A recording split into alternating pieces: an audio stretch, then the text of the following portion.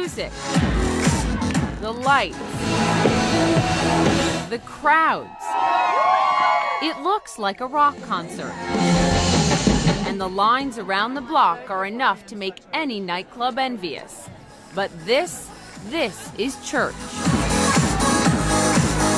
And some New Yorkers can't seem to get enough of their unlikely pastor, Carl Lentz. I will not say, though I walk through the valley of the shadow of death, I take a look at my life, I realize it's sudden death, because I feel like... With his leather jackets and bodying, Carl Lentz looks more like a rock star than the head of a Pentecostal church. It says, the Lord is my shepherd, and I lack nothing. On three. 1, 2, 3. Hustlers. But this 35-year-old basketball fanatic, a walk-on at NC State who calls himself the unofficial chaplain for the New York Knicks, is a pastor, the lead pastor of a church, Hillsong NYC. If you've ran from church your whole life because you didn't like the organization, well, we meet in a club, and we're not going to sing the songs you're used to singing, and we're not going to preach a message you think you're going to hear. You take issue when people call this religion. I do. You can be religious about being a car thief. You can be a religious, criminal, but we have a relationship with God. I will dwell in the house of the Lord forever. Come on, somebody. That is worth a Pentecostal shout down. This is the American branch of the Australian megachurch Hillsong, which boasts some 75,000 members in 12 countries. Lentz and his wife Laura started Hillsong NYC 3 years ago after meeting at the church's Bible college in Sydney. And I got on my, proverbial knees one day and said, Jesus, I need to give this a shot with you in charge. We have tried to create a place that is safe for people, that's like a home for people. It's not for everyone, and that's okay, and that's the great diversity and the beauty of the house of God, the church. You love me, oh my God. On an average Sunday, some 6,000 followers pour in over the day's 5 services. You just leave filled with the Holy Spirit. You don't feel judged at all when you walk in. But when I came here, I found what I was looking for. I found God. You found God? Simple and plain, yes. His presence here is phenomenal. The church baptisms are carried out here, in a Times Square hotel swimming pool.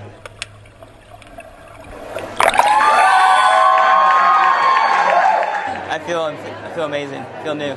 This narrow gate to Jesus, some people are rolling right by it. Watch Lentz preach and you'll see his veins pop out of his neck. His intensity silences the entire congregation. Jesus is here. Whether or not you agree with his message, there's no denying Lentz is magnetic. And you cannot find hope. This has to be your moment to say, let me try the chief shepherd that has never failed anybody. Let me give the Creator a shot at my life. Let me give the... Is Carl the next Brian Houston, the next Joel Osteen? Could well be. But while they're complaining, Moses is already praising. Brian Houston founded Hillsong 30 years ago in Australia with his wife, Bobby. Are you concerned that people are coming for them more than for the message? Not really. We're seeing the same response all over the world. People lining up for church in London, Cape Town, Stockholm. We're seeing it, even Paris, Carl, obviously, he's a magnetic, attractive guy. I mean, his tattoos are a problem, but big picture, he's... You don't like the tattoos? They're okay. They're stickers, like I said. Yeah, great. Thanks, Poppy, for bringing that up. Yeah. I'm gonna walk down this runway. Bucket list. He seems to revel in the spotlight, but Lentz would prefer you focus on his preaching rather than his wardrobe. He says he's been blocked from visiting inmates because prison staff thought he looked more like a criminal than a cleric. It's so funny when people make comments about the way that we look, almost like it's, they don't mean to be judgmental, but it's like I often say, what should we look like?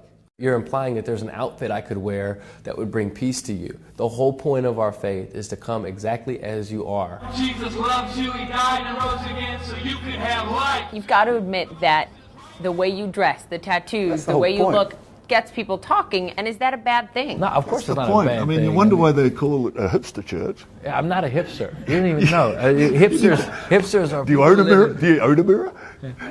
Yeah, first of all, let me explain to you what a hipster is. Someone who lives in Williamsburg, Brooklyn, who has a much better beard. Where do you live? And Williamsburg, Brooklyn. While Hillsong draws crowds, it also draws skeptics. Anytime a church can, get people in the door, it's a good thing. But I think the problem and the questions I have is if we're getting them in under the guise of like a cool experience or a cool club type experience, is that going to sustain them? Brett McCracken is the author of Hipster Christianity, When Church and Cool Collide. Whenever a pastor or a celebrity pastor becomes the draw, it's a distraction from Jesus, and that should be the draw. Do you guys know your Bible still works midweek? I don't know that the accoutrements and the big lights and sound and music and style of a church is going to transform a young person's life in the long run. Some might say this is Christianity light. Is that fair? I don't even know what they mean by that. They try to say everything from shallow teaching to emotional music. I don't buy any of it. Even when your bank account says 0, we have Jesus. We're going to be all right. No fear.